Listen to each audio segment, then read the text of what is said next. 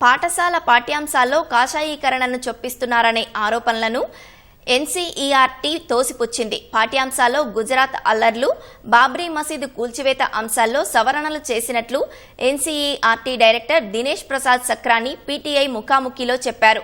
అల్లర్ల గురించి బోధించడం వల్ల విద్యార్థులు హింస వైపు ప్రేరేపించినట్లు అవుతుందని, కొందరు మానసికంగా ఇబ్బంది పడే అవకాశం ఉందని ఆయన పేర్కొన్నారు. పాఠ్యాంశాల్లో మార్పులు అనేవి ఏటా జరిగే ప్రక్రియ మాత్రమేనన్న ఆయన ఇందులో విమర్శలకు తావు లేదని తెలిపారు.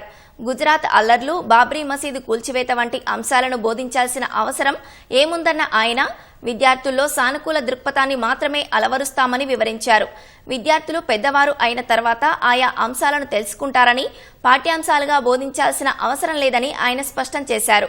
12వ తరగతి పొలిటికల్ సైన్స్ పాఠ్యపుస్తకంలో బాబ్రీ మసీదు, అయోధ్య ఆలయం అంశాలపై ప్రస్తావించడంపై విమర్శలు వ్యక్తమయ్యాయి. తర్వాత కొన్ని అంశాలను తొలగించి పాఠ్యపుస్తకాలను ముద్రించారు. అయితే రామాలయం నిర్మాణానికి అనుకూలంగా సుప్రీంకోర్టు తీర్పు ఇచ్చిన అంశాన్ని పాఠ్యపుస్తకాల్లో ప్రస్తావిస్తే తప్పేముందని దినేష్ ప్రశ్నించారు. కొత్త పార్లమెంటు భవనం నిర్మించిన విషయాన్ని విద్యార్థులకు చెప్పవద్దా అని ఆయన నిలదీశారు.